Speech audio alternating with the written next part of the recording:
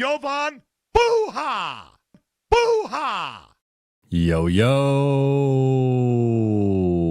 I'm Jovan Buha, NBA reporter for Buha's Block, and welcome to another live show. Just got back from Crypto.com Arena where the Lakers fell 135 to 117 to drop to 24 and 15 on the season. They remain the number 5 seed in the West, but there is a growing gap between them and the number 2 seed and 3 seed and 4 seed. They are now a couple games back of the number 4 seed and 3 games back of 2 and 3. They're also just they're 5-8 in their last 13. They've lost 8 of 13. That's what I meant to say.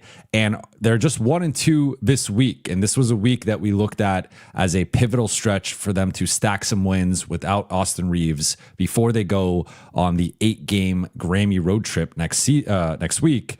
And instead, they've gone 1-2 with losses to Sacramento and now Charlotte.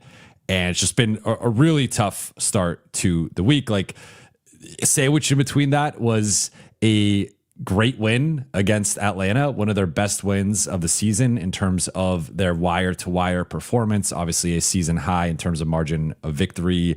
But the overall macro struggles for the Lakers continue.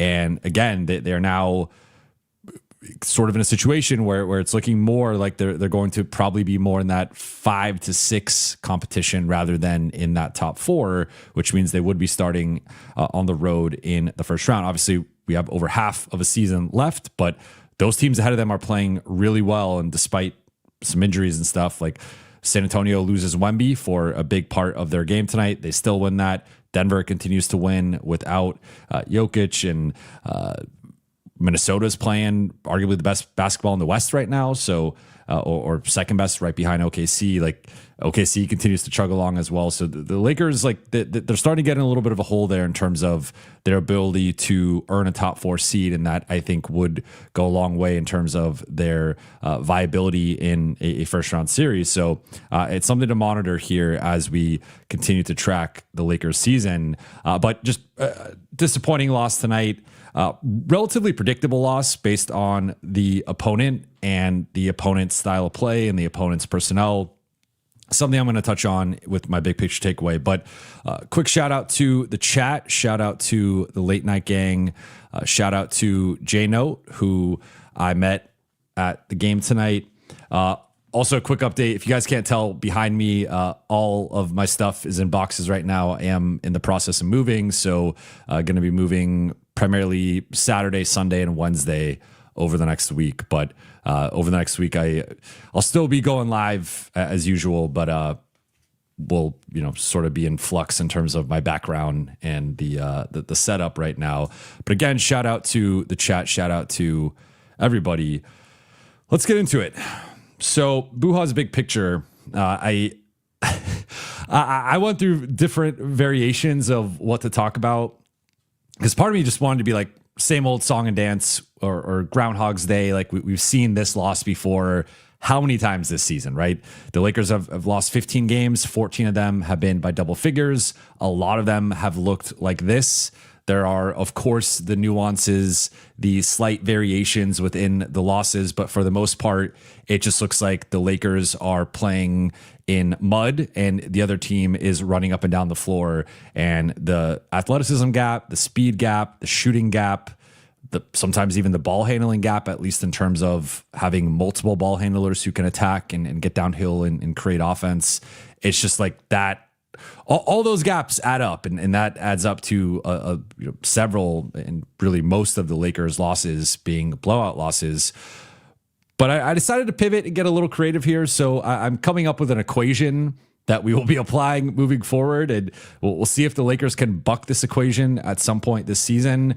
But it's a pretty simple equation. Up to this point in the season, if you have these 3 things, you are likely going to beat the Lakers. Athleticism plus ball handling plus shooting equals a Lakers loss, and often a blowout loss. And I thought JJ spoke to this after the game and really broke it down at a high level, that of course, as the head coach of the team, he has a unique insight into the situation.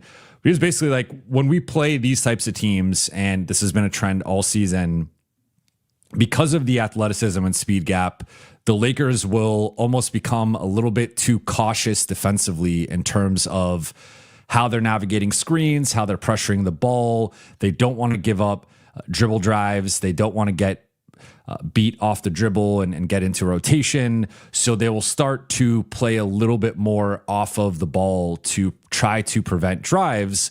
But what that does is it either creates a runway for the ball handler to pick up some momentum. Like, that's one thing you'll see with some of the best players in the league who cannot shoot or are subpar shooters. If you give them that gap, if you give them the Rondo treatment, if you give them the Westbrook treatment, and that's, of course, an extreme example of that style of defense, they can use that gap to get downhill and start their drive. So I think the Lakers suffer from a little bit of that. They also suffer from, especially if a team has multiple ball handlers, and I think that starting lineup for Charlotte in particular, having Ball and Knipple and Brandon Miller and Miles Bridges, that's just a lot of off the dribble firepower, as well as guys who can shoot, as well as guys who can get out in transition. And like, all four of those guys killed the Lakers in various capacities tonight. And really, the Lakers had like no answer for any of them. They all took turns just toying with LA, and Brandon Miller with his off arm separation. Knipple is just, dude's a stud and does not look like a rookie still in the first half of his rookie season. LaMelo hit dagger after dagger and just took over in the second half, entered the second half with 3 points, finished the night with 30 points on 10 for 20 shooting, including 9 for 17 on threes. And then Miles Bridges did a lot of his work early, but also the Lakers leaving him wide open from three, or him attacking closeouts and dodging multiple Lakers for acrobatic finishes. Like, it was just left and right. They got shredded defensively by this Hornets team. So that's where like the athleticism gap comes in, because clearly in most lineups and configurations, the Lakers were at an athleticism deficit at 3 or 4 spots, if not in some lineups, arguably all 5 spots. But then you get the ball handling component, where again, and that's before we even mention like Colin Sexton off the bench, who is solid as like a backup point guard. They also, like, Josh Green had some drives. Sion James, I thought, had a solid game despite struggling with foul trouble. So just, they had like 6 or 7 guys who were routinely beating the Lakers off the dribble all throughout the game. Then you add in the shooting component, and we felt that a little bit in the first half, but it really was an avalanche in the second half. And to be completely honest, I do think there were some ridiculous shots that the Hornets made, but I went back and rewatched every basket from this game before I came on here, just because I wanted to make sure I was trying to be as accurate and fair as possible. A lot of the shots they made were just open shots. And yes, you're going to, like, the Lakers have plenty of experience not making open shots and having like a great shot quality, a great expected field goal percentage, and not necessarily hitting those shots. So it can go both ways. But especially the first half of the third quarter, like, in the moment, it felt like, wow, like the Hornets are just hitting everything, and they got a magnet ball tonight. And then I just went back and rewatched it, and I was like, a lot of these shots were pretty uncontested. And again, it doesn't mean that those shots are going to go in. They obviously overachieved on their uncontested threes tonight, but there was a couple, right? Like, I think Knipple hit a contested one over LaRavia. He also hit that one over LeBron in the corner. LaMelo hit one in the corner. LaMelo hit another crazy one against DA where he gets the switch and then drives it against DA and dribbles the ball back out all in like 2 seconds, and then hits like a fading away three. So there are certainly some ridiculous threes, but I would say, in my opinion at least, there's no more than like 4 or 5 ridiculous ones. I think the other 15 they made, almost half of those were completely wide open. And then the other half were like semi-contested to maybe like a fake contest where like the guy gets the shot off, then you contest after the shot's already up, so it doesn't really matter. the Lakers just played bad defense tonight. Like there's no other way to spin that. So, they could look at the shot quality and expected field goal and they could say whatever, but like they just got shredded tonight at the 3-point line. And I don't think there's any other way to frame that. So again, I think it's really simple right now. Like we've seen this formula blowout loss after blowout loss. If you have an athleticism and speed gap against the Lakers, which a lot of teams, like 25 of 30 teams have like a notable gap against them. So that's like the starting point.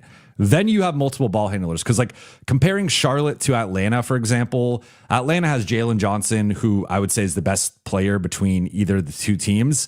But then you get down to like, I like he's having a career year, but he's not on that like LaMelo, Knipple, even like the Brandon Miller, Bridges. I still might take all four of those guys offensively over Nah. Of course, his defense, he's a two-way player, but I trust the sample size a little bit more with those guys. And then the shooting, obviously, like, Atlanta was missing layups. They were missing wide open threes. It's just a different level of shooting with Charlotte. So, and we also see teams there is something to teams just shoot better against the Lakers, and we could discuss that and why the Lakers continually have teams outperform their expected shot profile. But like, this has just been a thing. And I thought JJ broke it down where they want to prevent dribble penetration, getting into rotation, but then because they play cautiously or timidly or whatever term you want to use, that inevitably allows the team to create that dribble penetration, and then it gets them in rotation. And as JJ noted, the low man rotations were awful tonight. He ended up closing the game with small ball, which is something I will touch on a little bit later. But I didn't think DA had a great defensive game tonight. I thought offensively he was able to take advantage of their lack of size for some stretches, especially in the first half, but just not a good low man game from the Lakers in terms of a lot of just line drives right to the rim. And the low man, either the low man was late on his help, or if he was even proactive and early in his help, then the next defender did not rotate over. And that's where they got Kalkbrenner, Diabate, several layups and dunks. So just a comedy of errors from LA tonight defensively. I actually thought offensively, like, we're going to talk about Gabe Vincent. We're going to talk about the shooting, but you had a game where Luka dropped 39 with 1 turnover. LeBron dropped 29 with 3 turnovers. If you told me that those guys were going to combine for 68 points and 4 turnovers in a game, the Lakers should win that game, or that should be a close game. Like, that is the formula. Those two guys offensively, we'll touch on their defense, offensively were stellar tonight and were good enough for LA to win this game. LA still shot 37% on threes. They got to the free throw line 23 times. They only turned the ball over as a team 9 times. So like, LA hit a lot of checkpoints in terms of what you would want from them offensively. It just was not enough because of how bad the defense was tonight. And it's just, again, this is a nightly formula of if you can hit those 3 specific advantages, that there's inevitably a tipping point. And again, like, I got concerned like midway through the first quarter, and LA was still building their lead at that point. But I was like, the way that they're defending right now, and just the way that Charlotte's able to get out in transition, get downhill against them, I'm like, if LA goes cold at any point, which they did in the second quarter, this game's going to flip. And that's exactly what happened, really beginning in like the late first. But that's it. I don't want to go too much into it because, again, we've had this conversation I don't know how many times. I just wanted to break down the simple formula for a Lakers blowout loss, which we've seen many times this season. In terms of notable performers, I look at Luka. I'll start with Luka. 39 points on 15 of 26 shooting, 6 for 11 on threes. Just 3 for 7 at the free throw line. That's really the only blemish offensively for him. 3 rebounds, 4 assists, 1 turnover. So 15 to 26 from the floor, 6 for 11 on threes. That means he went 9 for 15 inside the arc. So that, that's obviously almost around 60. Pretty high percentage. I'm not going to do the quick math in my head right now, but over 60%. So a good shooting performance from Luka, both inside the arc and outside the arc. He had 19 points in the first quarter. I thought it was like We've talked about Luka not having the same type of first quarters recently, and that had been a trend over the last few weeks. He was incredible in the first quarter. Like, he set the tone. He hit a couple of really deep threes. I thought the pace, the rhythm that he was in, he was snaking pick and rolls. He was splitting double teams. He was getting downhill, getting to the floater, getting to the free throw line. Just a masterful first quarter from Luka. Defensively, and we're starting to see teams do this a little bit more, and it's to try to just make him work more. Like, they were relentlessly targeting him.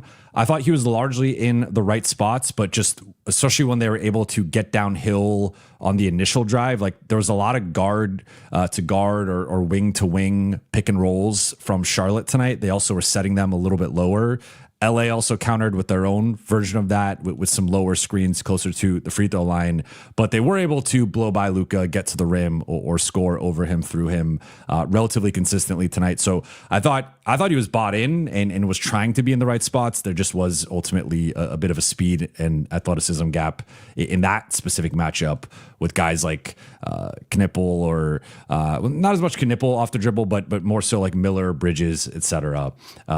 Knippel, I think, he obviously has a certain level of athleticism, but he did a lot of his work outside the arc.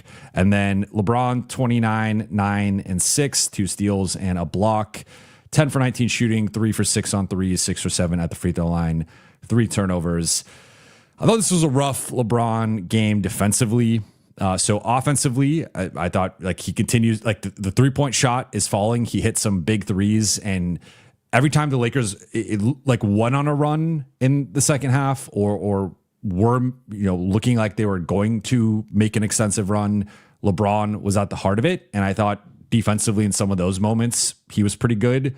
But if you go back to the first quarter, and especially the first quarter, but parts of the first half, there were way too many botched switches where it wasn't always his fault, but he was often part of the botch switch. So at some point it's like it just felt like lack of communication, lack of urgency with some of those. It was a lot of like just passing the guy off to someone else and not contesting, giving up offensive rebounds, getting back cut, not getting back in transition. So I thought it was a pretty rough LeBron game defensively in the first half, and just not really bought in and locked in on that end. I thought it was better in the second half to a degree, especially in the fourth quarter, as LA was trying to make that surge. And again, they had a couple stretches there where they got it to like 10 or 12. And well, I mean, they even got it to 6 at one point, I think a couple points in the second half, but I thought he could have been much better and more attentive defensively, especially coming off of the Atlanta game, where I thought he had a lot of really nice moments defensively. Then Jake LaRavia, 18 points, 3 rebounds, 3 assists, 2 steals, 5 of 10 shooting, 3 of 4 on threes, 5 of 5 at the free throw line. I really like the offensive game from Jake. He got to the free throw line, continues to be a threat either in transition or attacking closeouts. Also hit several tough threes. Like 2 of his threes were contested. Another one was a sidestep 3 that was also semi-contested. So some big time shots from Jake. Defensively, I think similar to Luka, like I thought he was in the right spots and trying to do the right thing. There's just a gap there where Jake is just relatively slow for a player his size, and in comparison to a Miller or Bridges, like those guys are just too quick and athletic for him, and there's just, I felt they were able to consistently create separation against him in a way that there's just not much Jake can do physically. Marcus had like a nice start to the game. Remember, he had that post up against LaMelo that he drop step into a layup, and but then it did turn the ball over. I will give him credit with that, but some of the shot selection, and also it's more so with Marcus, I think, just missing wide open looks. Like he just misses a ton of wide open looks. I have liked his aggression in transition and getting the team, like Marcus, the last couple of games, I highlighted it after the Atlanta game, has been pushing more, trying to get into early offense. I like that as a counterpunch to teams trying to run on the Lakers. Marcus has provided that. But again, like he was another guy who I thought like was largely in a lot of the right spots defensively. He just was a little too slow. And watching him try to navigate these double drag screens for LaMelo or stick with LaMelo around off ball screens or stick with him on drives, it's just like he's not quick enough. I mean that was honestly my biggest takeaway from rewatching, just from watching the game and then rewatching parts of the game. The Lakers just look slow, and it's not like I don't think it's a fatigue thing. I don't think it's they're just like going through the motions. It's just like this is a slow team, and if they're playing a team that has the athletes to beat them off the dribble consistently, they're at a major deficit. There's just no way around it. Like as JJ mentioned after the game, they try to do different things. They went zone for a bit. They went to a switch everything look in the fourth quarter. They were switching DA onto the ball handlers. They went with the small ball look. Nothing worked, or nothing worked consistently for more than maybe a couple minutes or a certain stretch. Eventually, Charlotte figured it out. But Marcus said an up and down game. I liked some of the defensive activity, really good hands tonight, couple steals. It was poking balls and deflections and whatnot, but again, wasn't really able to contain at the point of attack. DA, 12 points, 6 rebounds, an assist, a steal, and a block. Had some nice moments, but ultimately, like he didn't play the final 9 minutes of the game. Lakers went small and then had to clear the bench after the game was over. So like another game that he didn't close. And I don't know how much of that was on him versus just like the matchup where the Lakers wanted to switch everything. And I think at some point they realized that it was probably better to, or at least try to go small and see if that could work. But I thought with DA, just sometimes it's like when he switched on to guard, like, I think he's good at containing drives against smaller players and wings. He's not as good, in my opinion, he's not as good as like, or at contesting them, right? So if you're going to try to beat DA off the dribble, he will corral it and he might block it, alter it, force you to drive and kick. If you're going to dance with him and try to create separation or try to just shoot a jumper over him, you're usually going to get a decent look against them. I think he had one that was might have been blocked or nicely contested on I think on the left wing. I forgot who shot it, but for the most part, he's someone that we've talked about it since the beginning of the season with his drop coverage and not playing up to touch enough and not always having hands high.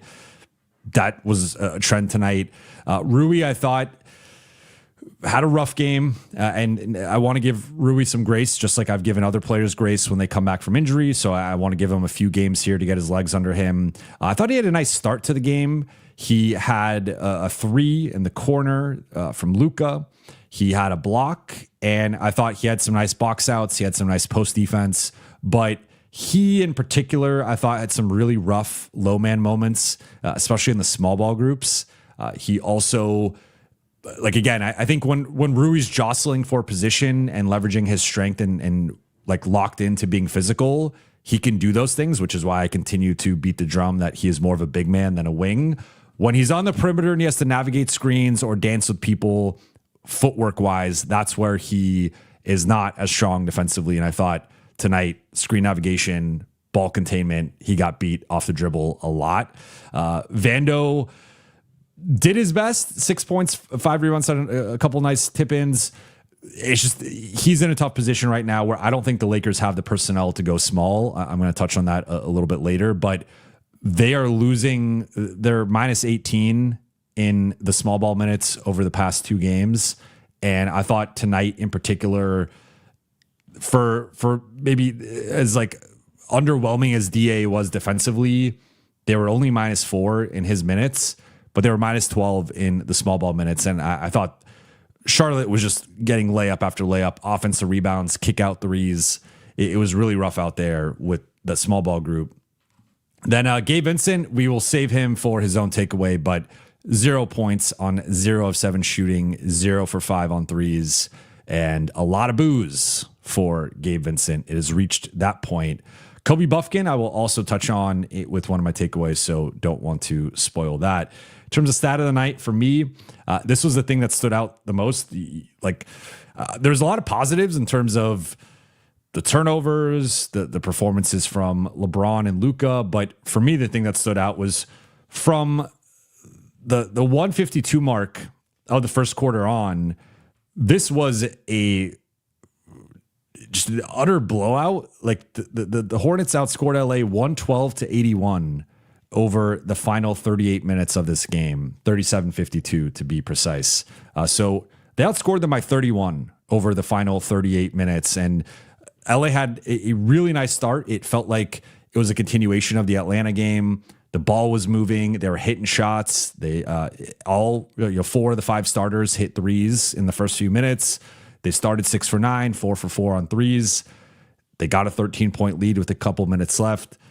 Then everything went off the rails from that point on. And they did have a couple, I think 3 or 4 times they got it to like 6 or 8 from after Charlotte took a double-digit lead. But they were never, every time there was like, the Lakers got just to the line of potentially making it. I think they even got it to 4. I think it was 93-89 at one point. But every time they got close to that line of like, can we regain the lead? Can we take this game back? Charlotte responded with a huge run to stretch it back to 10, 12, 15. And LA just couldn't quite get over the hump. And then I'm going to go through the 3 takeaways quickly and get into the Q&A. Takeaway number 1 for me is small ball problems. So again, Lakers were minus 12 in the 15 centerless minutes tonight. And I think it's been a problem the last couple of games. And what it reminds me of is going back to last season, for those who remember, the Lakers tried to go small before they did the DFS trade. And those groups were getting killed. And they were really struggling. And it was, Vando wasn't back yet. Vando returned in January. So it was, I mean, sometimes some of those small ball groups are crazy. It was like LeBron, Rui, Austin, Max Christie, D'Lo, or maybe Cam Reddish would be in there for one of the, for Austin or Max or whatever. But it was some rough small ball groups for LA. And those groups were not doing well. And JJ kept trying it and they kept struggling. It took trading for DFS to fully unlock the small ball identity for LA, which we saw them carry into that monster second half that they had and then into the playoffs. I think in short, I think LA is missing that DFS type piece. I don't think right now it's largely been a combination of, I mean, Vando's been the small ball 5, but then it's been some combination of Vando plus 2 of LeBron, Rui, and Jake. And I don't think there's enough speed with that front court. I don't think there's enough urgency in general, but also like high IQ defense with that. And not only like high IQ defense, but also the ability to make quick decisions and then act on those quick decisions, right? Like I think there's a cerebral nature to that group to a degree. I think more so with LeBron and Jake, but I just don't think I don't think it's quite it as we've seen. And it's only a couple games. I don't want to overreact to it, but even in the small ball minutes we've seen outside of the San Antonio game, which also featured a level of desperation and urgency and Marcus hitting 8 threes that it's tough to replicate. I've not really liked these small ball minutes. I think LA's really missed Jaxson Hayes. And we just heard today pregame that Jackson's dealing with hamstring tendinopathy, which, tendon issues in his hamstring. And JJ said they hope he's back by the weekend, but how many times have we heard some version of that over the last few years? It's certainly possible. I'm not ruling it out, but like we've heard that before.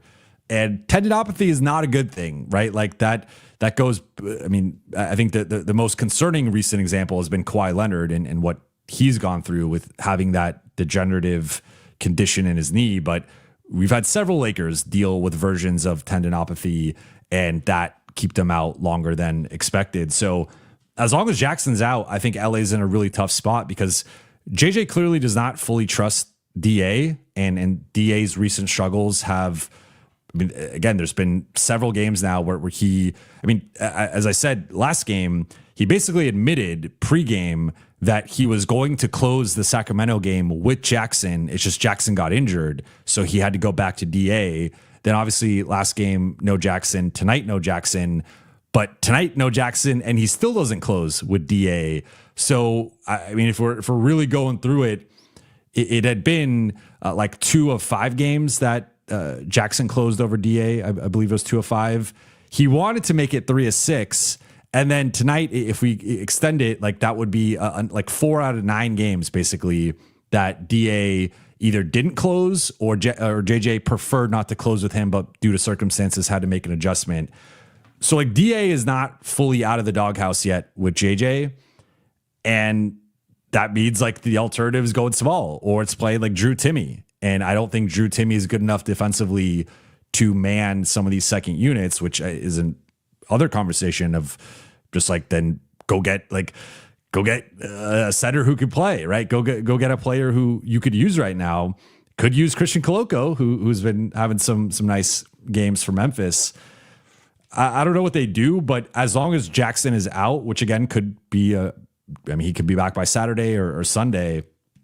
Lakers are in a hole here because they don't have a third playable center, and I think the small ball groups, like, they just don't have. They don't have the rim protection. They don't have the low man help. They don't have the rebounding, and like I guess they do have the switching, which is the thesis defensively with that group. And they had some nice moments with that in the San Antonio game. That was over a month ago, and I don't think we could just hold on to the San Antonio game and say we hope they play like that defensively. What we've seen in the Atlanta game and tonight, I just don't think this is a viable strategy moving forward, and I think they have to go away from it. The issue is they don't have an alternative if Jackson's out, so I'm not quite sure what they do there. Takeaway number 2 is Boo Birds for Gabe Vincent. So we have covered Gabe extensively on here and his struggles, JJ's proclivity to play him despite the struggles. I have said that at times, in my opinion, DA, Rui, and Gabe have been the 3 players that, regardless of their output and production and performance, they have been guaranteed a certain amount of minutes or a certain role in the rotation because of JJ's preferences. That has not been true lately with DA, so JJ has pivoted off of that. And he has pivoted away from Gabe as much as he did earlier in the season. We have seen Gabe's minutes overall decrease, even when he, obviously he's been injured, but like even when he's been healthy, the minutes have declined. And then Rui, we don't quite know yet. He's just back from injury and been in minutes restriction bench role. But Gabe tonight, 0 for 7, 0 for 5 on threes. After the 3rd or 4th miss, he started to get faint boos. I thought it was more so for the team and the missing open shots, sort of just like the crowd was upset with the team. Then I started to notice it was after every Gabe miss, there was booing specifically for Gabe, and other guys would miss, and it was not pointed at Gabe. When Gabe checked in for the final time in the 4th quarter, he got booed, and then that led to him missing another open 3, and that was when the boos got the loudest. And look, like, in Gabe's defense, since returning from injury, he entered tonight 10 for 22 on threes, which is obviously an elite percentage, just under 50%. Now he'll be 10 for 27, which is still a good percentage, but I think closer to what we sort of expect from him. But he's not playing well, and I think, like, defensively, he tries. He's in the right spot. He's just 6'2". And I thought Charlotte targeted him a lot tonight. I think that's been there's been some progression with the scouting report against LA in terms of teams will target Luka to try to get him in foul trouble, try to exploit his lack of quickness, try to beat him off the dribble and make him work more. They will target Austin for his lack of strength and see if they could get a bigger guy switched, or Austin switched onto a bigger guy, try to drive through his chest. But they'll target Dalton. Like, Dalton's a duck. Dalton is a straight up duck. He's one of the biggest ducks in the NBA. And it's like, where's Dalton? Let's target him. But then you have Gabe, and the jury's out in terms of target Gabe because he's 6'2". and you could just shoot over him. You could create separation against him. You could drive on him. He had a bunch, I believe he had 4 fouls tonight. So like he's had, especially recently, multiple multi-foul games where he's just getting overwhelmed physically by the opponent. And I don't really know what LA is supposed to do, because if like Nick Smith has not played well recently, Dalton has obviously not played well recently. Bronny right now is just a garbage time player.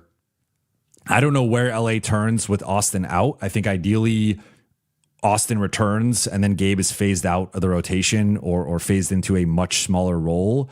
He only played 15 minutes tonight. Like that's the other thing is Gabe has had plenty of games. He's played more than 15 minutes. So like JJ has started to like look at the last 5 games Gabe has played in: 18 minutes, 15 minutes, 18 minutes, 14 minutes, 15 minutes.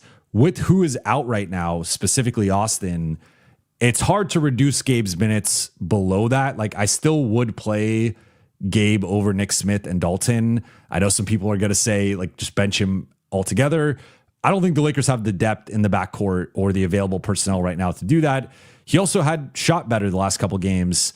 9 points in Sacramento, 10 points in Atlanta. I honestly think the bigger concern with Gabe is not the shooting, because on the season he's shooting 39%. Like it does feel like he misses big shots, and his shot selection can, it could go too much in like hero mode or sort of like calling his own number, which I get. My bigger concern with Gabe, it's been my concern with him basically not just all season, but going back to last season, is with LA switch everything scheme. It just allows for teams to pick on him far too often. And LA, I don't understand it, but LA like refuses to pre-switch. They refuse to scram switch. They don't like doubling. And if you don't do any of those things against elite shot makers in that 6'6" and above range, they're going to cook Gabe every single time. And that is what we see continually. So part of this is on the coaching staff. Part of this is on the game plan. But my bigger issue with Gabe has been the defensive end. I just think he's become a target. And if you, again, have a certain amount of size, athleticism, strength, and just shot creation ability, you can target him and either score over him, get a high percentage look, or draw a foul. And that's happening way too frequently. But in terms of the Boo Birds, I get it. Like I'm obviously not booing on press row, but if I were a fan, I would understand the frustration with Gabe. And there are too many Tony Snell performances, right? So, and then on top of that, I think like minus defense, just from a results perspective, I think the process with Gabe is often good, but at some point you have to look at this dude is continually getting scored on and or fouling. So I don't know what LA does. I think the logical conclusion to this all is trading him, and with him being an expiring, that's probably the way this is heading. I don't know. It's heading that way for sure though. And I think LA has to figure this out, because that's been one of the weaker spots in the rotation. And I think you're based on just the way his LA tenure has gone, it's obviously been a disappointment. Part of it's been out of his control with the injuries and him having multiple serious injuries that have kept him out for several stretches.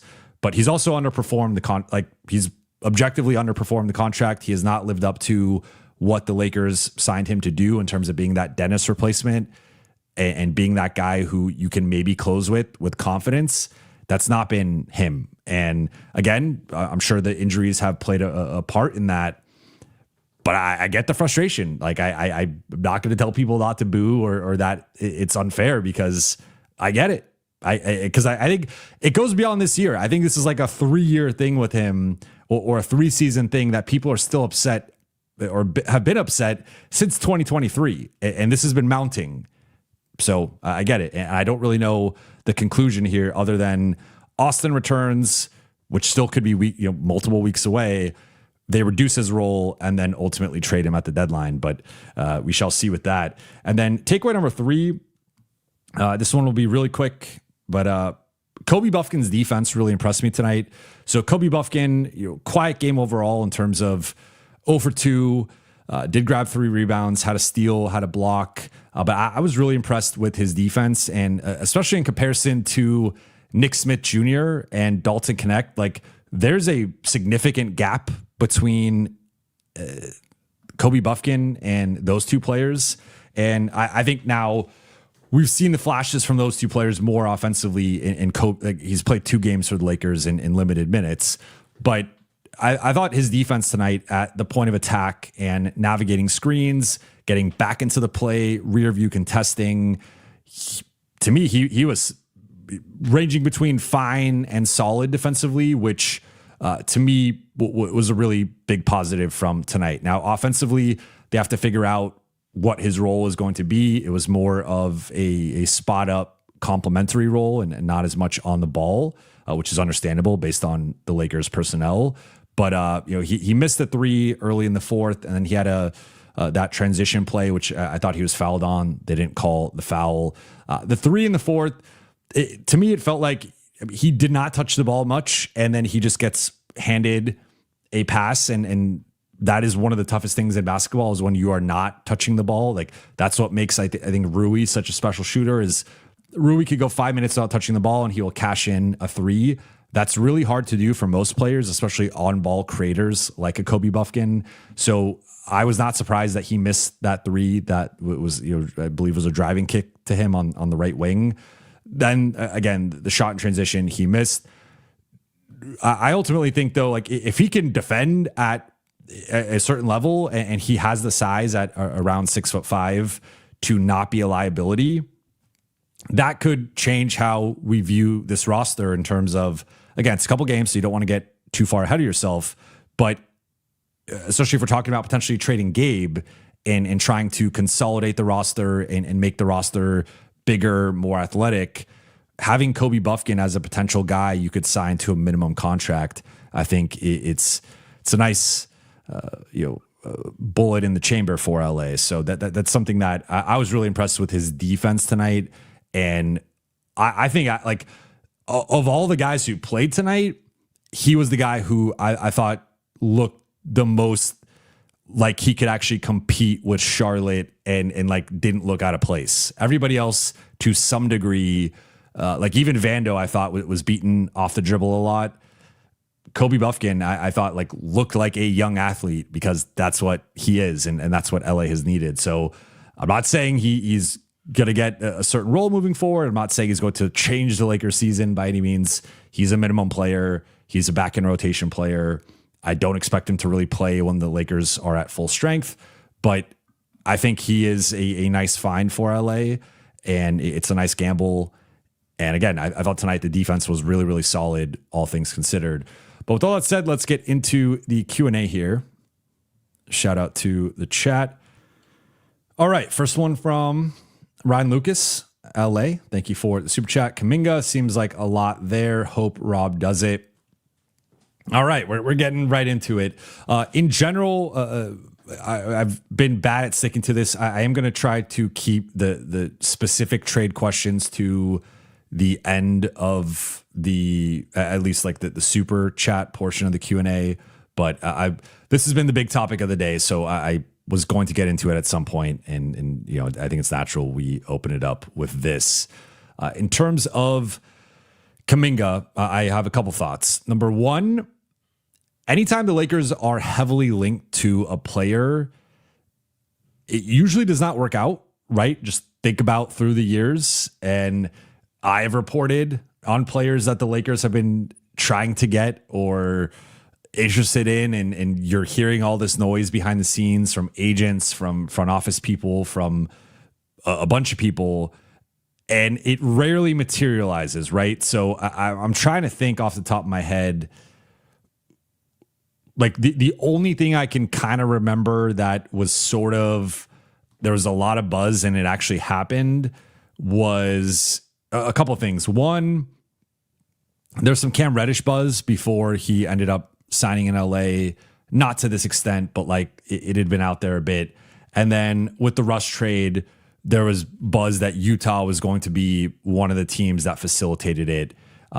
Did not know at the time yet, like who was going to be the third team. That ended up being Minnesota.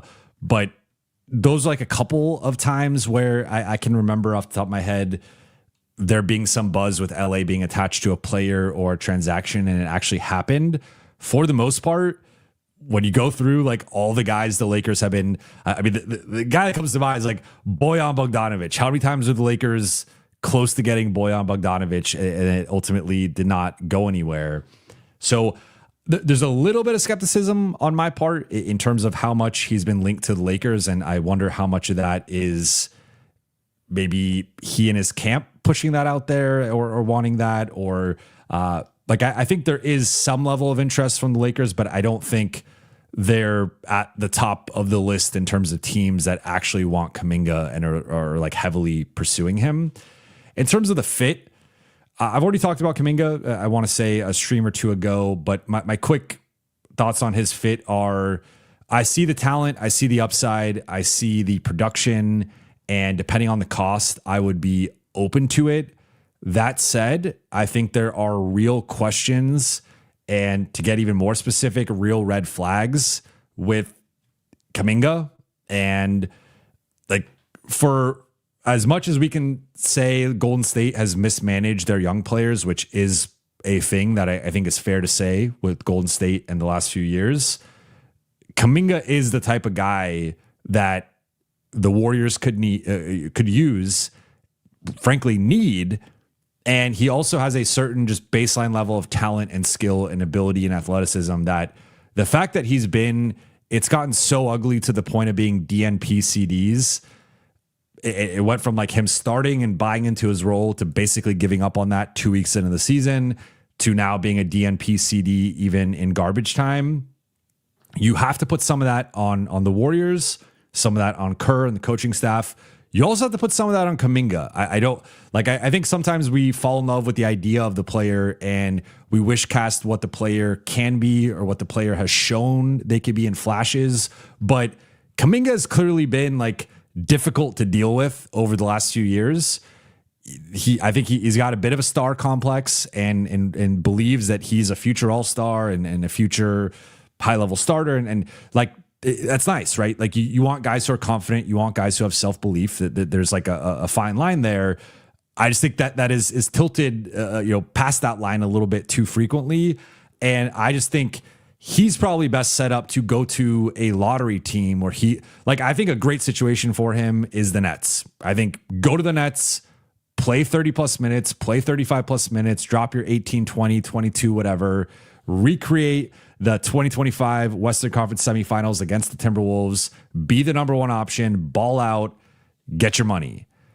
Him going to the Lakers and being, let's just say hypothetically, they trade Rui for him, right? You get close with like Rui and Dalton for Kuminga. Okay, so he's going to start on the Lakers and be at best the fourth option. And on some nights, especially if it's like a smaller team, probably be the fifth option where DA is featured more offensively.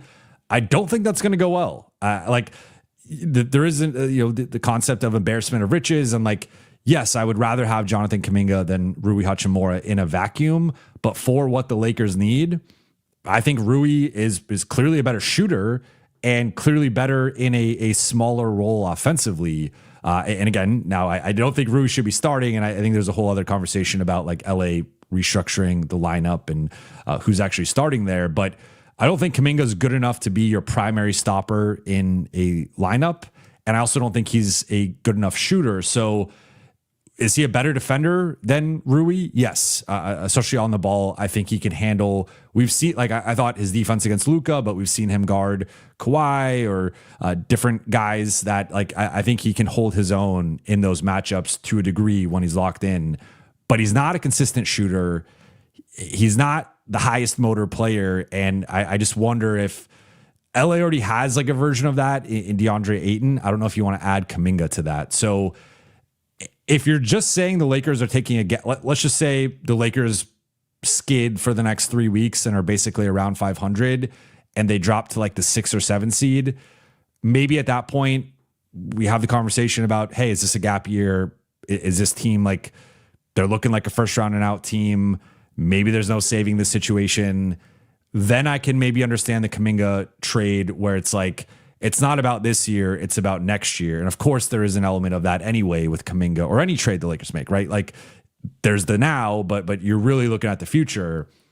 I just wonder, Kuminga, Austin, Luka, I like that fit offensively. You better nail the other two spots defensively. And even then, I'm not quite sure what that defense realistically could be, because I do think Kuminga can have some bad habits defensively, is not always going to try his hardest, is not always going to be locked in. And I don't know if LA needs another player like that. I think they have some players that can already struggle with that. So I'm open to it for the right price. I'm like, I get the talent play, I get the upside play, but I don't think Kuminga has really shown Kuminga's still in like discovery mode. Kuminga's still in, he wants to prove himself. And it's not like he wants to go to a winning situation and take a step back and prove himself. That's probably later in his career. He's in the phase of, I want to go to my team or a team that I can be a part of, like a top 2 or 3 guy on the team, and show what I can do. And that's not the Lakers. And even if they end up moving on from LeBron retires, he goes somewhere else, whatever, I still don't think that's the Lakers. I don't think he's a number 3 on a championship contender right now. So I have some pause with it in terms of, I get the upside. I also think there's a lot of downside. And I don't know if LA should take on that risk.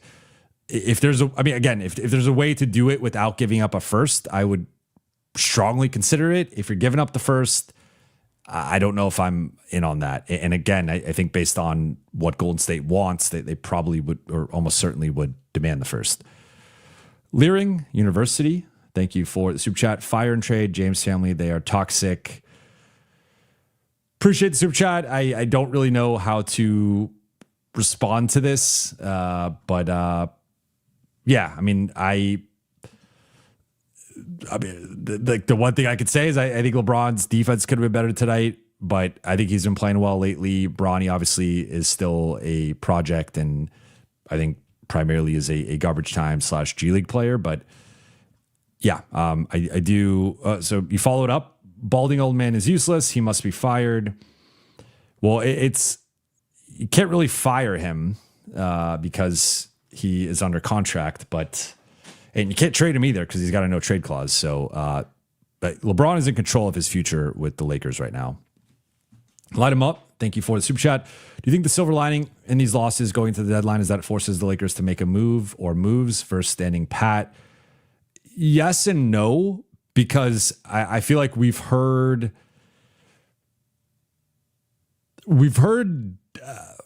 different things from them in terms of,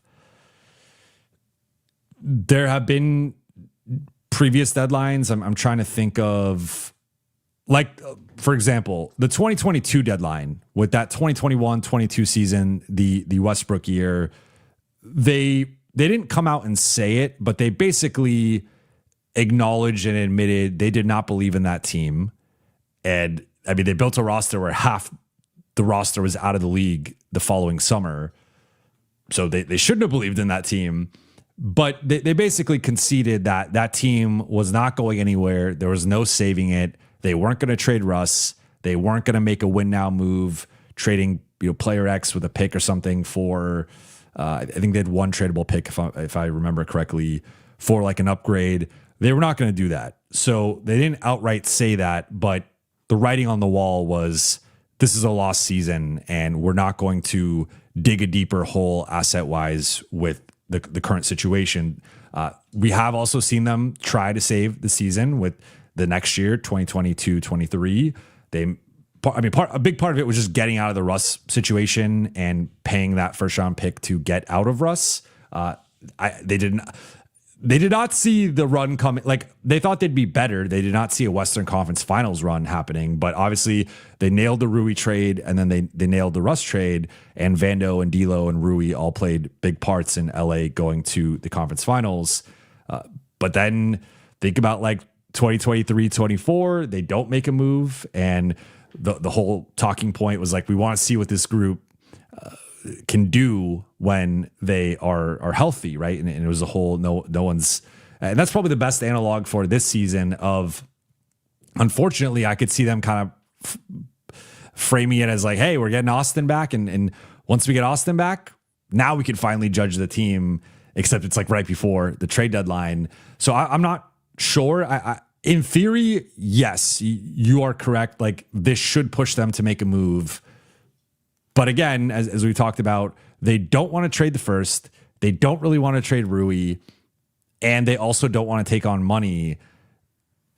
Like, so at some point, it becomes like, do they actually want to trade? Like, if you're eliminating all these or putting all these constraints on you trading, at some point it just becomes, okay, are you actually negotiating in good faith or trying to improve the roster in good faith? Or are you viewing this as a gap year and saying, hey, we're going to rebuild the roster or retool the roster in the summer? Like, the answer we'll get the answer in the next 3 weeks.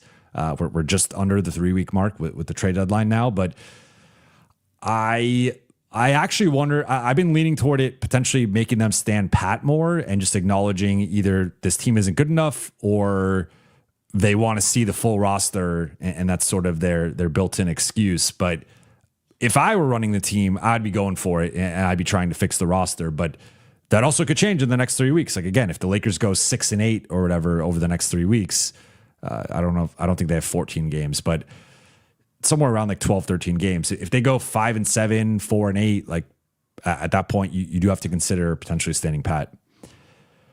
Gary Singh, thank you for the super chat. Don't understand why Gabe was closing in the fourth. Bufkin was great defensively. Felt like he should have closed the game, like his energy, Jordan Goodwin type. It's a good analog. I think Goodwin naturally has a higher motor than Bufkin, and like Bufkin's more of an offensive player, more of a scorer, but I think right now he's buying in defensively. We'll see if he could keep that up. I think that's another factor here with Bufkin, but I was really impressed with his defense tonight, and I thought he largely was solid, which I thought he defended better than I thought he was going to. Gabe, I mean, part of it was, if you look at the minutes, it's hard to quibble with. Like, Luka played 36, and part of this also was there's 2 minutes of garbage time, right? So if it's a full game, Luka plays 38, not 36. Marcus probably plays 34 instead of 32. Jake already played 37. He led the team. LeBron plays 33, probably would have played 35. So, I mean, the starters were all 32 plus, and that's without the 2 extra minutes in garbage time. I don't really know where else those minutes were supposed to come from. Kobe Bufkin, I mean, 17 minutes in his second game and really his first game, because he was just signed like right before last game. It was coming off of a back-to-back. It's hard to throw a guy into that situation unless you're completely decimated, which the Lakers are slightly decimated, but not completely. I thought him getting 17 minutes, like, he played more than Gabe, right? And part of that was the 2 minutes there in garbage time. So if you want to say the competitive portion of the game, he played 15 minutes, Gabe played 15 minutes. But JJ does have a built-in trust level and a built-in proclivity for Gabe that I think he's going to have to figure out here in the coming weeks, and might be decided for him if LA ends up trading Gabe. But I hear you. Like, I think Kobe certainly did not have as like, he didn't go 0 for 7. He didn't go 0 for 5 on threes. So I get why. Like, it's a fair question. I'm not disagreeing with you. I just think we kind of know, like, JJ is going to play Gabe a certain amount, and it's hard to see him playing him under 14, 15 minutes. And Gabe was right there at that line. Learning University says that the patch man is old, stiff, slow, fire him. Braun is a coach killer and teammate killer. Appreciate the super chats. I do appreciate the super chats. Bob the Builder, thank you for the super chat. KCP asking price, maybe Rui and filler for KCP. KCP is an interesting one because depending on how you view it, especially with, he has regressed as a shooter over the last couple of years. I think he's been shooting the ball better lately. He's back up to 36%, but I've talked about this with KCP from the 2019-20 season, starting at that point, the title season, through 2023-24. So that's a period of 5 years. He was between 39 and 42% as a 3-point shooter, which is, especially for a guy who wasn't necessarily known for his shooting coming into the NBA and was a pretty inconsistent shooter, he turned himself into a pretty good shooter. And some of those years was an elite shooter. Like during Denver's title year, shot 42% on threes on almost 4.5 per game. Like, that's pretty close to elite shooting, especially for a 3-and-D role player. He has not shot the ball as well the last couple of years, 34% last year, 36% this year. He's 32, going to be turning 33 in a month. So he's basically 33, and he's got 2 more years left, if I'm not mistaken, on the contract.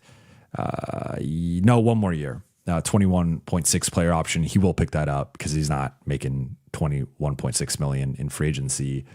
It's not a bad contract the more I look at it. I think Rui in a second maybe gets it done. I would not give up a first for KCP. And if I was even considering a first for KCP, I would have to take Rui out and then reconfigure it. Like I much would prefer to do Gabe and Maxi in a second for KCP and then keep Rui. Rui versus, it's close. Like that's close. I think they could use KCP skill set a little bit more, but at the same time, the shooting is so important with Rui. And again, I'm not going to judge the last couple of games. I think Rui will get back to being who he was. That's a close one. I'll say this. I don't think LA would do that. I don't think LA would trade Rui for KCP because that would be taking on an extra year, and LA does not want to take on additional money. So I think that, like if they could do Gabe and Vando or Maxi and Vando for KCP, but then that would be adding an extra year on the Memphis side because Vando has 2 more years. But yeah, I mean, depending on the team, depending on the contract and the situation, you could also have trade packages where you're getting something. Like there could be a version where it's like KCP in a second for Rui, where now you're getting off the extra year on the Memphis side of you're getting an expiring. And then from the LA side, you get something for taking on KCP. So I think it depends on how you're able to negotiate it. I do think there are versions of a KCP trade. The more I think through it, and sometimes when I'm answering these things on the spot, I will change my mind as I'm talking through it. I think this is one of those where I think you could argue just with the contract and that being a pretty high number at 21.6. I think KCP is more of a maybe full tax non-taxpayer MLE, but probably partial. Like he's probably more of a $12-ish million, like maybe $12 to $14 million player right now. He's making 21.6 next year. So it's like a minus $7 to $9 million gap there. I think that alone, like maybe you could get KCP in a second for Rui. And then I think if you're doing like Vando or Gabe or Maxi, then that's a different conversation because those guys don't have as much, theoretical value, where you also get the bird rights with Rui where you could keep him if you're Memphis if you want to, but you're just getting off the KCP contract. So yeah, that's an interesting one.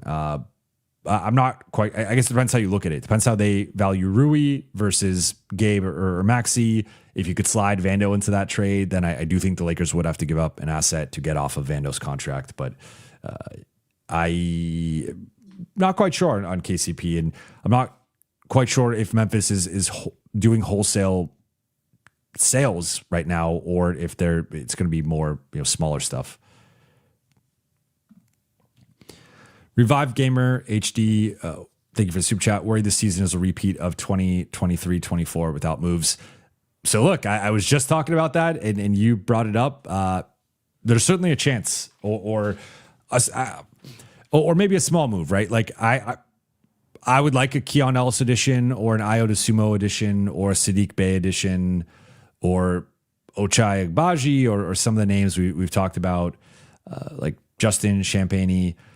At the same time, I just don't think those guys are like if you plop one of those guys in, even if you don't take out anyone off of LA's roster and you just plop one of those guys into tonight's game, they help. But I don't think they are helping enough to change LA's defense. Like we're talking about, like LA right now, I believe entering tonight was like 25th in defensive rating. They'll probably be 26th or 27th after tonight's game. Those types of guys are moving you from like 27th to maybe 25th, 24th, 23rd, and like that the best case scenario, those are not like game changers who are drastically changing your defensive upside. That's where I think you need a larger scale change of a Herb Jones or Andrew Wiggins type who is like starting, closing, and playing 32 plus minutes a night. Because I think the other thing with those guys is like they're gonna probably be playing 20 to 24 minutes in like bench roles. I don't know if any of those guys start for the Lakers, and some of them might even play less. That I think you need like a larger rotation shift, a rotation makeover. LA has dropped to 26th in defensive rating after tonight's game. They're still 8th in offense, so they've maintained a top 10 offense, but a bottom 5 defense. Rufio, I like that one. I like the profile picture as well. Thank you for a super chat. How can Luka be the leader while Laslo is there? I mean, I think it's worked for the most part. I think Luka we've seen it on the court, but we've also seen it in terms of guys talking about it and some of the off-court activities they've had. Luka has taken on a larger leadership role, a larger vocal role. Of course, as long as LeBron's there, LeBron will always be a leader on whatever team he's on and have a certain command of a locker room. It's just LeBron. Like I think about the bubble and Pat Bev and Lou Williams and some of the other guys talking about if LeBron told us all to go home, like we would go home. And like LeBron has always been a natural leader and carried a certain amount of weight with his voice. So I think they're figuring it out. If you want to label this as a problem, which I would not even agree with that premise, this is far down the list of Lakers problems. They have way more problems than who's the leader, who's the primary guy in the locker room or with the voice. Like I think you got to start with the roster first and foremost of lack of two-way talent, lack of athleticism, lack of consistent shooting, lack of honestly like trustworthy offensive pieces outside of the big three. We could go down the list, but this, if it even is a thing, which I don't think it is a thing, but even if you want to argue that, I think that's way down the list. J-Note, shout out to J-Note again. Appreciate the super chat. Appreciate you taking the time to pull up and meet the fam. Number 1, can't contend with that level of defense from everyone. 2, Gabe. I almost said Gabe sucks, but that's not what you said. I'm not going to put words in your mouth. Gabe, thumbs down emoji. And 3, Rui has to be better. Great to meet you and your fam, and appreciate you being a day one supporter and being a member and submitting super chats, being a mod. So it was very nice to meet you and your lovely family. Agree with number 1. I mean, that was the Buha's big picture tonight. The defense was a mess, and it's just too often been a mess this season. Agree. That was one of my takeaways with Gabe. And then 3 with Rui. I want to give Rui a little bit of grace here again, based on missing a couple weeks. But that grace period, well, I'll give him through the weekend, and then starting next week with the Denver game on Tuesday, if he's not back to looking more like Rui, then that's a different conversation. Miss Optimist, thank you for the super chat. Is LBJ okay? Grimacing near the end. No post-game interview. I don't know if he tweaked something. That was not discussed by JJ after the game, though they don't typically offer up injury updates to us. So I wish we didn't ask about LeBron or Luka. So that is on us, the collective media. I wish I asked about Luka, because Luka momentarily went back to the locker room, but then he came back and he's obviously been dealing with the groin/quad, ongoing injury, and then had the calf stuff earlier in the year. No update. I don't think it's serious, but I mean, LeBron and Luka have continually looked banged up and are continually grimacing and having these situations that, I mean, LeBron banged knees in the Atlanta game, if I'm not mistaken, and he ended up, there was a moment there where he was like limping, and then LeBron walks off injuries like it's just, he looks like the Terminator out there. But to my knowledge, nothing serious, but I'm not 100% sure on that. Wufio says, trade the James family for some second round draft picks. Appreciate the super chat. I wonder if this is a cousin of Leering University. Truthster, thank you for the super chat. I'm at a point where my expectations for the Lakers this year is a second round exit. Maybe that'll change if they land 2, 3, and D players. I think that's fair. I don't want to be like too pessimistic here, but I would say, I mean, right now, with the current matchups, I think Minnesota would beat. I know they're 2-0 against Minnesota, but Minnesota has had these odd starts to the season and then they really pick up. I think the current version of Minnesota would beat LA in a first round series right now.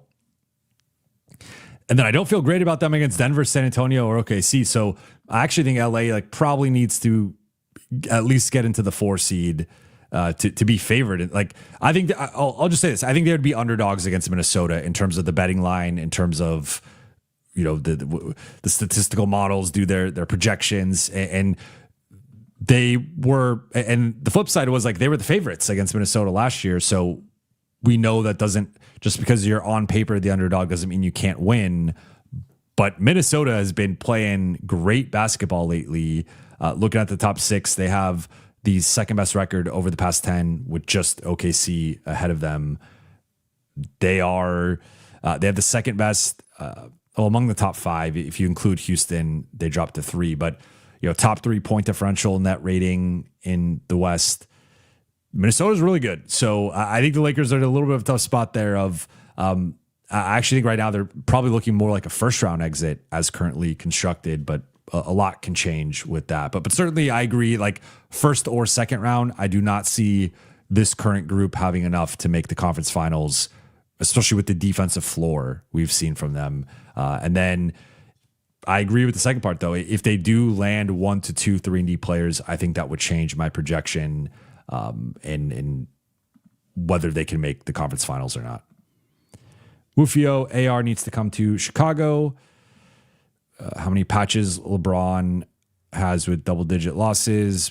Braun hasn't been all defense since Luka was 15 years old. Wufio, I appreciate the super chats. Hey, Penn, I do not see a question, but I appreciate the super chat. Dan Howard, AR's management doesn't play, I guess. Yes, they do not. I mean, has there been something else that happened that I missed? I've obviously not been on Twitter for the past hour plus. So I just want to make sure I haven't missed anything. But yeah, they don't play. They flew out to, I did get to connect with them and flew out because of what was going on. And I walked by during the interaction with Rich Paul and what was updated and briefed on it.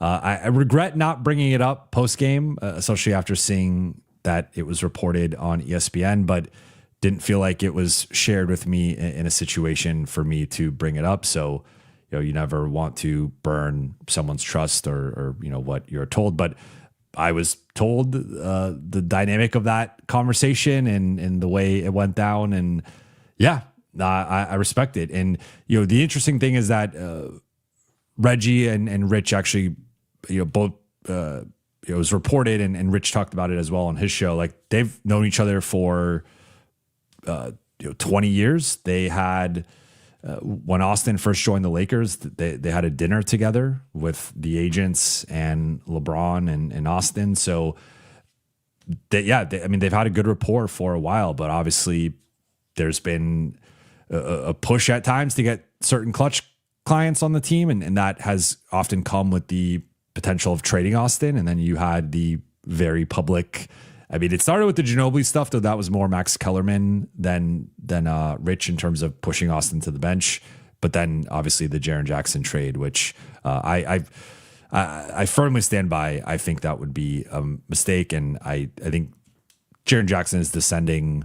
He doesn't rebound, fouls a lot. I don't think you could trust him in big games. He also isn't really a 5, but I guess is a 4. He's like a 4.5. But more of a 4 than a 5. So you gotta have a certain center rotation. I just don't love it. Sarah Talks Ball, thank you for the super chat. What's up with the scouting department? Could use them right now. I did hear tonight that they're ongoing in terms of the the scouting process for the scouting department, and that there will be changes coming at some point, likely this season. And there it will not just be with the scouting department. There will be large, there, as we discussed after the sale, like they're going to build out this front office in a way that I think is going to be competitive with the other top front offices in the league. That is a process right now that they're undergoing in terms of identifying the right people. And I've said countless times before, it's both quantity and quality, where LA could use better people in the front office, but they could also use more of those people and being more competitive with some of the other top front offices in the league in terms of having, again, like 5 or 6 people in a certain position or department rather than like 2 or 3, right? So doubling up or increasing that by like 30 to 40%. That's the goal here. So, or that's the goal for them. So my understanding is that is an ongoing process in terms of them trying to identify those people. When they will be hiring them, I don't have clarity on. It sounded like second half of the regular season is in play, but we will see with that. Taman, thank you for the super chat. Who would you replace Rob with? Any current hidden gem? Jonathan K trade seems realistic. Feel like JJ needs better assistance. Do you think LeBron asks out? All right. Put me through the ringer here. Who would I replace Rob with? I mean, Sam Presti is like the obvious one that I think is the low-hanging fruit. I'm trying to think. I mean, he just got promoted in Toronto, but Bobby Webster is someone who is highly regarded and is young. He's only 42 years old. He is someone that I've enjoyed from afar in terms of his, scouting and front office work.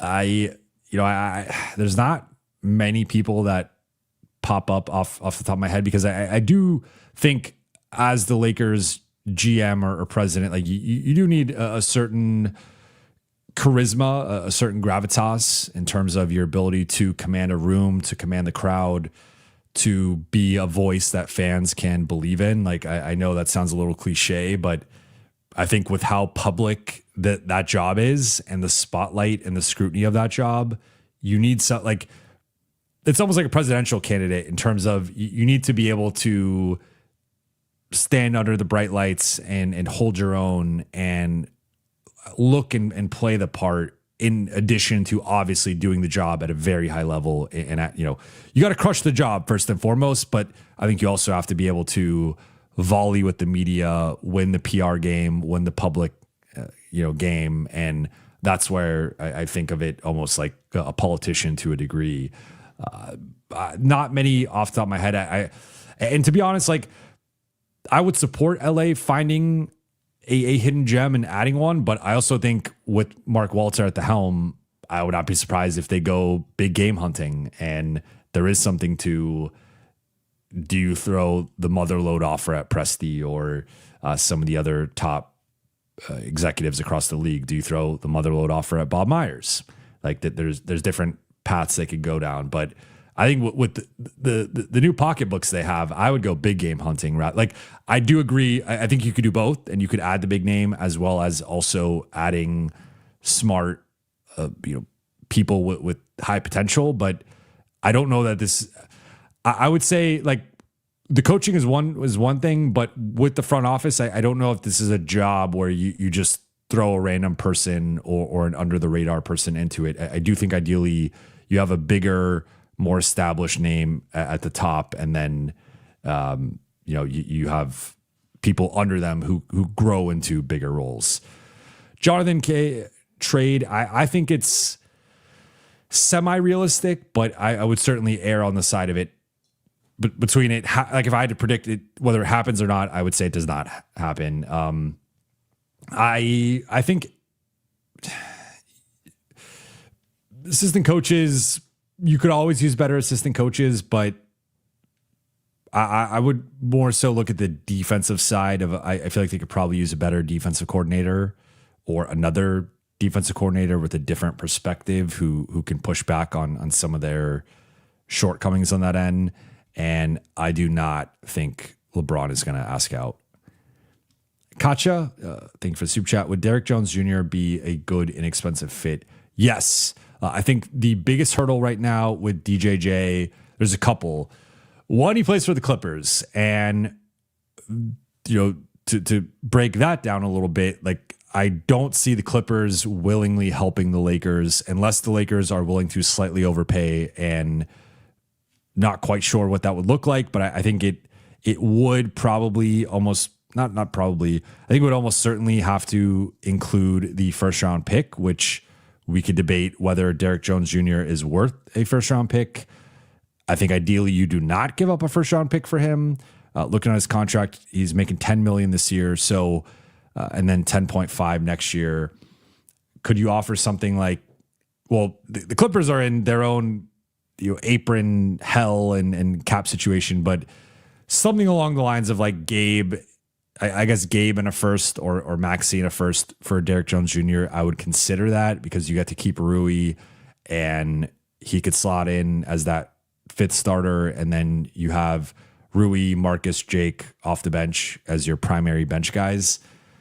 But I just don't see the Clippers helping out the Lakers. And then the second point I was going to make is that the Clippers are also, they have no incentive to tank, and they are playing some of the best basketball. Like, I will amend my previous statement of saying Minnesota is maybe playing the second best basketball in the West. Right now, that's actually the Clippers, who've won 4 in a row. I believe they're 11. They're either 10-2 or 11-2 in their last 12 or 13. They are on pace to hit that. Like, I think Ty Lue wanted them to go like whatever was that crazy record he threw out. They're on pace to hit that record, and they're playing at a really high level. So he's obviously dealt with some injuries this year, but they have no incentive to actually trade him. So it would probably have to be something like LA giving them Rui or someone that could actually help them. But then you also have the contract situation of Rui's making 18.6, I think, something like that.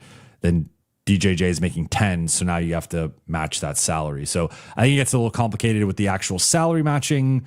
You also have the LA dynamic here, and the Clippers not wanting to help the Lakers. And you also have the Clippers trying to win. So they're not just going to give up DJJ because that doesn't really make sense with their basketball incentives. Keon Park, thank you for the super chat. Realistic question. Can the Lakers be a title contender next season if we trade a Rui, Gabe, Maxey, and DK and all the picks and get one starter 3-and-D like Herb Jones and one bench 3-and-D like Keon Ellis? It depends for me on how they fill out the rest of the roster, what happens with DA, what happens with LeBron. It's tough to say in a vacuum without knowing the full context here of what the roster looks like this year. I mean, if we're being honest with it, it's basically flipping Rui and Gabe for Herb Jones and Keon Ellis from a rotation perspective. So if you have DA, LeBron, Herb, Austin, Luka as your starters, I really like that group. Then your bench would be Marcus, Jake, Keon, Vando, and Jaxson. I really like that top 10. I think that puts them, for me, that would put them ahead of Minnesota.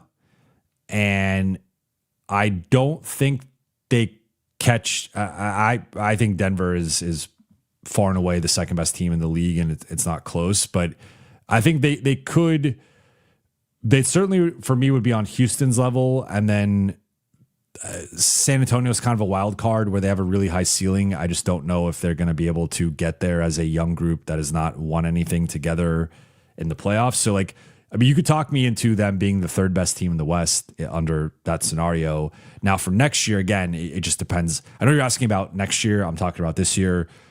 Next year, it just depends on what ends up happening with the rest of the roster. And does LeBron take a pay cut? Does DA opt out? Does any of that give them more optionality? I don't know the answer to that. So I would tentatively say yes, they would be contenders next season, but it does depend on a lot of other factors. Like, you also have Austin's contract, what happens with that. So there's just a lot of things that it's tough to project. Wufio says that Lakers need Tibbs need effort and defense. I would Tibbs or Stan Van Gundy I would take as a defensive coordinator. I would like either one of those for LA. RGN Cal 4872 think we could get Grimes. He's leaving the 76ers.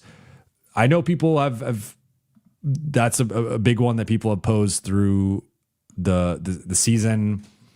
I think it's possible. I don't think he's going to come cheap though, in terms of like pulling up his contract again. He's only making 8.7, which is actually sneakily like a tough contract for LA to trade for. They might have to do. They don't have anyone like even Dalton and Adu doesn't quite get you there. That they're still taking on too much money. So if you had, I guess if they threw in Watford, or if they threw in Drummond, if you throw in Drummond, you could get there. That's probably the easiest. You could get there. That's 13.7. So you basically get there with Gabe plus Adu, or Gabe plus Dalton. Gabe plus Dalton's a little bit higher. That's in the 15 range. And they're only 1 million under the first apron. So they're in a tough spot. Like it just gets a little tough with, this is the unfortunate reality with the apron world that we're in. It gets really tough to match the contracts and to match the salary, and you have to get really creative with it. So if I had more time, I could probably find a trade that makes some sense. I think the Lakers would probably have to give up the first, or at least a protected first, for Grimes. I don't think they're just getting Grimes just for offering to trade for him, because the reality is like it again that the thing we have to remember is when we're talking about the Lakers potentially getting a guy like Grimes, especially if Philly makes him available in a serious way, there's going to be competition, and there are teams that have actual, like, if let's just say hypothetically here, if Toronto's offering Ochai Agbaji for Grimes, and they're like, hey, we could use another bench scorer, or we just like Grimes, we think he fits in with what we're doing and is a better player than Agbaji, I'd rather have Agbaji than anything the Lakers are offering. Like, unless they're putting the unprotected first on the table, and then even then you don't know what else Toronto's potentially throwing in there. I'd rather have Agbaji than Gabe, or than Maxey, or than Dalton, or than Adu, or potentially even than Rui, depending on how you feel about Rui and how you feel about him fitting in long term. So it's like, I just think we have to remember, like, there are two sides of this. And could the Lakers make a competitive offer for Grimes? Yes. Could they also be easily outbid for Grimes? Also yes. Then there's the subplot of, does Grimes fit next to Austin and Luka long term? I am skeptical of that. I do not think that's the perfect fit for them in terms of like the 1, 2, 3, right? Because you got to think about it through that perspective, at least offensively. Then defensively, you have some flexibility. But the 1, 2, 3 slotting, I don't love Grimes next to Luka and Austin. I like Grimes more if you're moving on from Austin, but there's no indication that the Lakers are doing that, and I don't think they're going to do that. So I'm personally not the biggest Grimes guy for like this roster and what they have. I think he could help, but I don't really want to pay him 20+ million to play next to Luka and Austin. I just don't really. I think there's a little bit too much overlap and limitation there in terms of the size, the defense, and whatnot. But certainly a candidate to be traded, and the Lakers can get in that mix. I just think, again, they could be relatively easily outbid, in my opinion. Keon Park, thank you for super chat. Braun stays healthy, but he leaves one starter 3-and-D and one bench 3-and-D just won't be enough. Need at least one more starter 3-and-D, at best 2 more. If so, how can we get more? Depends on the cap space, and again, cap space could be either signing someone or trading for someone. If you have cap space, you can trade players into that cap space. So that is something to figure out. It's also where the order of operations is really important, because, for example, like Austin's cap hold is around $20 million. So the best way for LA to operate is keep Austin on his cap hold do your other moves, do your trades, do your signings, do your whatever, then re-sign Austin and blow past the cap into potentially the first apron or maybe even close to the second apron, depending on how high things get. I think the guy I'm actually really high on, who I would love for LA to get, is actually going to be the next question here from Light 'Em Up about Peyton Watson. And Peyton Watson is someone that a couple of weeks ago, I want to say 2 or 3 weeks ago, I brought up as a possibility. He has been playing even better since then. I feel like he's starting to price himself out of what the Lakers could even offer, unless like they're losing multiple pieces. I think they could get to his number. It's just going to be take some creativity. But yeah, I think Peyton Watson is actually exactly the type of, for me, he's close to the ideal realistic starting four. Of course, he's not a top 10 power forward in the league or even a top 20 power forward in the league right now, though recently he's been playing like that. But obviously, if we're like ranking guys, I would not put him in that top 15 or 20. But like in terms of realistic guys that the Lakers, because of the Denver situation with their cap, and they're probably gonna have to make some sort of choice between Watson and Cam Johnson next summer if they don't make it at this trade deadline. Watson to me is someone that if he can really prove that his shooting and off the dribble chops are real, he's kind of having, in my opinion, and it's funny because this player played for Denver as well.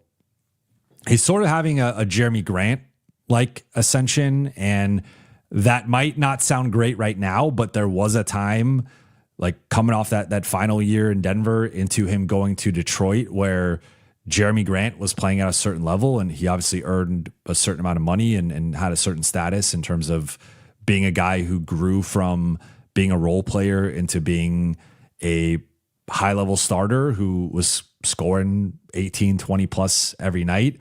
Now, Watson has an interesting choice to make in terms of his future of, does he want to go the Jeremy Grant route, or does he want to go more the Aaron Gordon route, whether that's with Denver or someone else, of I can do more, but I'm going to buy into being on a contender. I'm going to buy into a winning role, and I'm going to excel in my role while knowing like a Gordon, like an Iguodala, like a Derek White, someone like that, and just being like the ultimate role player who is almost like a star role player. I talked about the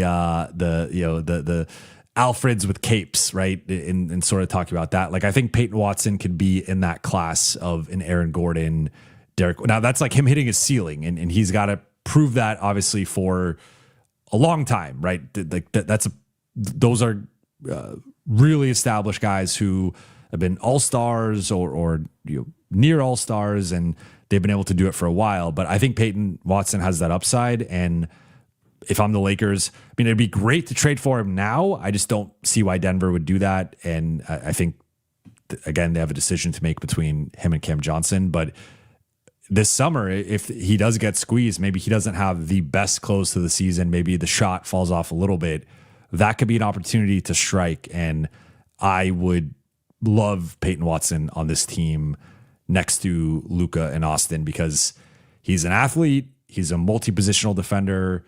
He's developed as a shooter. He's developed as an on-ball shot creator. And I think you could use him in a variety of ways. Again, as a catch and shoot guy, as a pick and roll partner, as a transition threat, as a guy who could attack mismatches. He could do a lot offensively. That's to say nothing of his defense and his motor. He's got the Vando style of motor, and but he's an even better athlete than Vando, and I think a better defender, quite frankly. So, I would love Peyton Watson on this team. The Lakers, thank you for the super chat. Yo. I think the West is a bit more wide open than people think with first round picks since the crop sent to NOLA. Who have LA drafted that worked? I agree with the first part. I think that's been one of the under discussed developments in this first third to almost half of the season. Is I don't think OKC is unbeatable. And that's it's actually giving me more confidence in Denver, to be completely honest. I'm I'm kind of coming back to my preseason perspective or off-season perspective of Denver being right there with OKC. And I frankly think their top 6, if you go with their starters plus Peyton Watson, I think is every bit as good as the top 6 in OKC. I think OKC's deeper. And once you start going to player 8, 9, 10, like OKC's depth beats out Denver's. But if we're just talking like top 6, I think with Peyton Watson's ascension, I think Denver's right there with OKC's top 6. And frankly, they might even be better with the top 6. Now, again, you add in 7, 8, 9, 10, shifts over to OKC. But we'll see how that goes. But to your point, like that's a reason why LA can and should go for it, because I don't think OKC is unbeatable. Now, I do think they provide some real, like if we go back to the Buha's big picture blueprint, they have the athleticism, they have the ball handling, the shooting comes and goes. That's the one thing with OKC. When they go through these offensive lulls, they cannot shoot the basketball. And it's actually kind of similar to the Lakers in terms of, like with the Lakers, it's their 3 best defenders are Marcus, Jake, and Vando. And those guys can all go through their own lulls, missing open threes, etc. With OKC, I mean, they have an embarrassment of riches defensively, but it's specifically Dort, Caruso, and Wallace. Those are their 3 best perimeter defenders, and all 3 of those guys can go through spells where they're just not hitting. So that's the part where the athleticism and ball handling can do a lot of damage against the Lakers. And then there's also the defensive component where they're just the best defense in the league by a good margin. But the shooting is where I think they are. That will be, if OKC loses, it's probably going to be because they can't shoot. And that's something that they're going to have to figure out.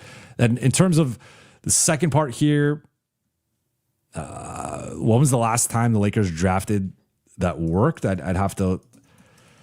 What's funny is the Lakers actually have some draft pick hits that they have just ended up like having traded through other deals. Like I look at, they drafted technically DeAndre Hunter in 2019 and Jaden McDaniels in 2020, but those players got rerouted. I would say Max Christie is the last hit for them in the draft, 2022 second round. Before that, I mean, their track record before that is pretty insane. Like going back to 2018, Mo Wagner and Svi, both those guys are 7-year veterans now. Actually, I guess year 8 now. Lonzo, Tony Bradley had a long career for a late first round pick. Like, I mean, he was just in the NBA not too long ago. Then you go to Ingram and Zubats, D'Lo, Larry Nance, Randall. Like they have a lot of hits on that list. Obviously, some of those guys were drafted over guys who are better than them, but more so at the top of the draft than the bottom of the draft. But yeah, I would say Max Christie's their last hit. Jordan, thank you for the super chat. Rui for Grimes and Oubre, would you do that? Yes, I would do that in a heartbeat. I would trade Rui for either one of these guys. Again, I think a couple things here with Grimes. You just have to think about, do you want to pay him, and do you want to pay him $20+ million because that's what he's asking for?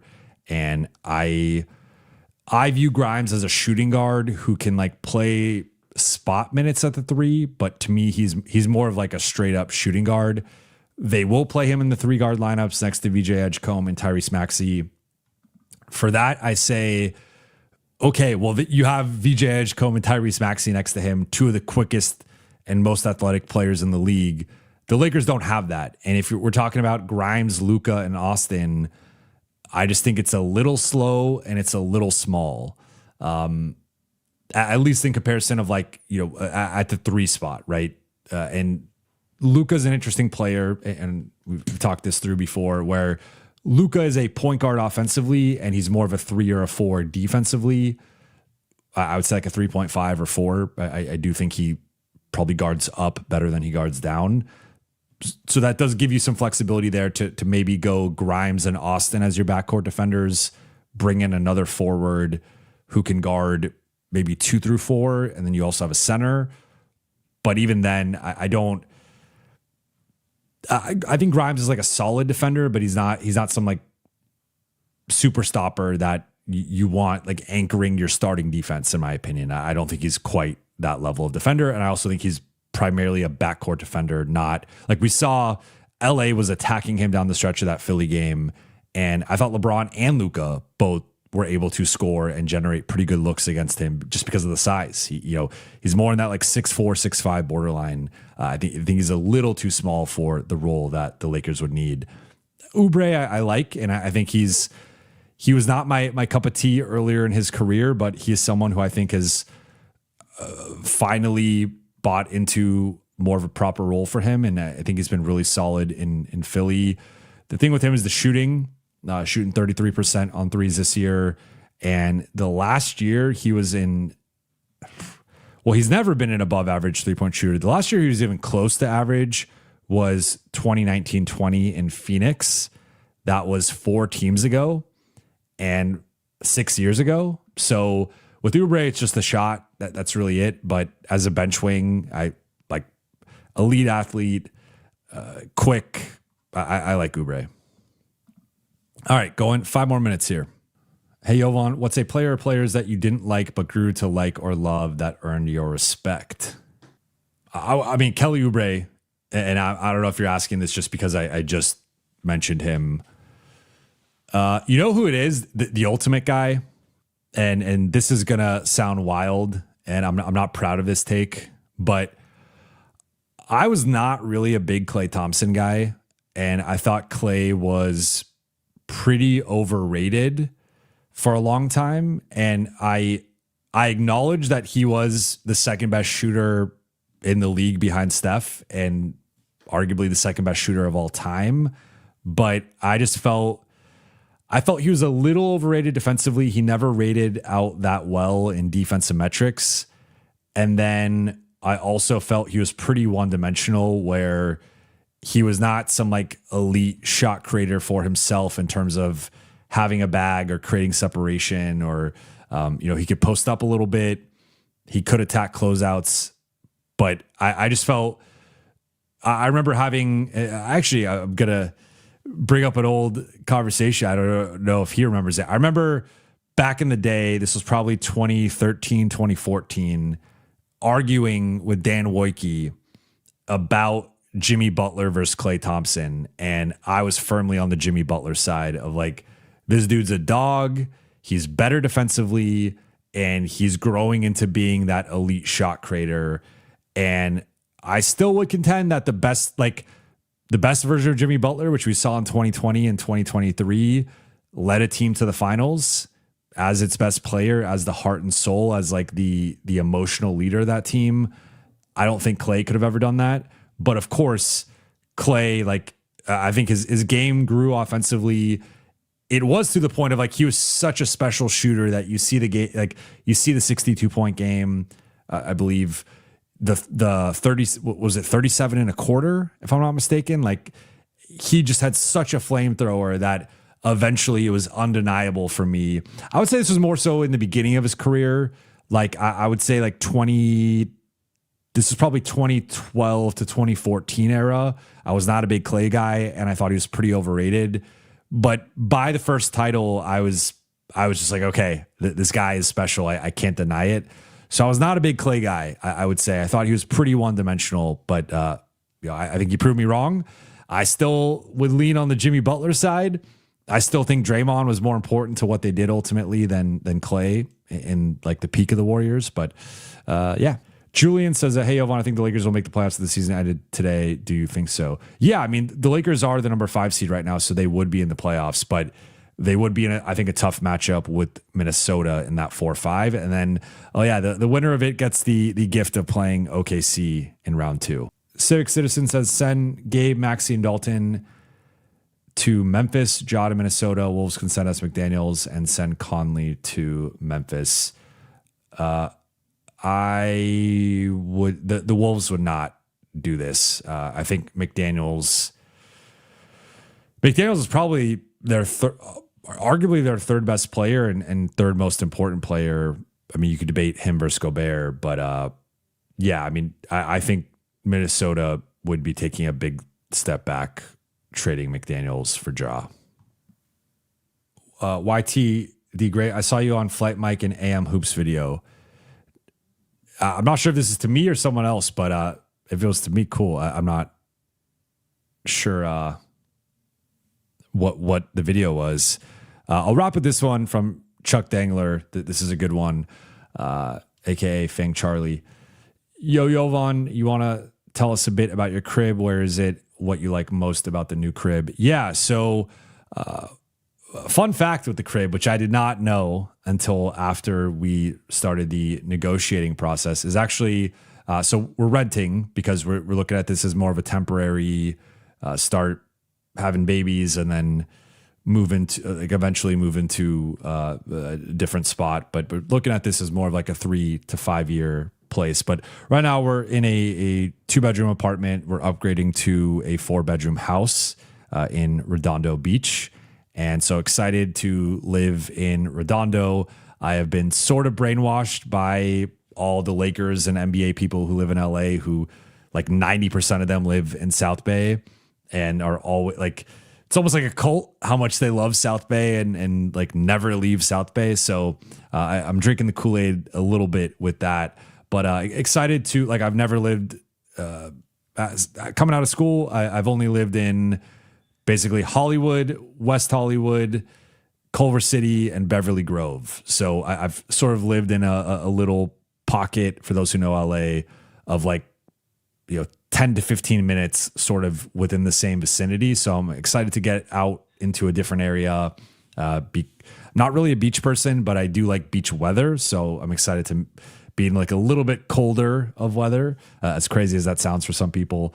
And so the fun fact, though, that I found out after, I'm not going to say who the person is because I don't want to be just outing their business, but the owner of the house is actually an NBA agent. So when I applied for the house, the realtor, reached out. It was like, do you know such and such? Because they're actually the owners of the house. And I was like, I do know such and such. Like, I don't know them well, but I'm aware of them. And then they were aware of me. And so we kind of connected over that. So it's kind of small world that of all the houses I was looking at in Redondo Beach, it ends up being an NBA agent's house. And we'll see what comes of that. But that's pretty cool. But yeah, excited to move into just a bigger space, have more space for the studio, going to have a new setup, not going to have like the door right there. So we'll be able to put more stuff behind me. But obviously we'll be keeping the bookshelf. And excited for more space for my son, more space for future children. And I think it's a more family-friendly neighborhood and environment. And excited to really close to the Lakers practice facility, really close to Spectrum Sportsnet, where I do TV once or twice a month. Much further from downtown. That's the one downside, is getting to Lakers games, and getting back will be a little bit tougher. Like right now, my commute's like 12 to 15 minutes on the way back. I think it's going to be 35 to 40. So late night gang is going to get a little bit later on some game nights, but you gotta give something up to get something, right? Like a trade. And I will trade that for a bigger space and hopefully a better space. J Note says that everyone liked the video. See, there's some crazy battles going on right now. I appreciate you guys. To Sizzle, Buha, get a trade done with your landlord. I will say, I'm not going to say anything else other than this. He does rep someone who used to be a Laker. That's the most I could share. Gary says late night gang. That might be where we go in the future. And then he also says Jovan the GOAT. I appreciate it. I appreciate you guys. So going to wrap here. I'll be back tomorrow morning at 11 a.m. Pacific time with Jason and Trevor for Lakers Collective. I will also be going live at 1 p.m. Pacific time with Kobe Price of the California Post, formerly Southern California News Group. So jam-packed day tomorrow. Again, going live from like 11 to 12:15 Lakers Collective, and then going live 45 minutes later, 1 p.m. to about 2 p.m. I have a hard out. I have my final haircut before I move, and I have no idea what I'm going to do with my barber situation. It is a first world problem, but it's a real problem for me getting my hair cut every 2 weeks. Not quite sure how I'm going to handle this. You form a bond with your barber, but gonna have to figure it out.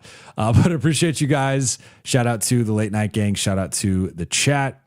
And I'll be back tomorrow morning. And let me double check. No super chats. Did not miss any super chats. So appreciate you guys and talk to you all tomorrow.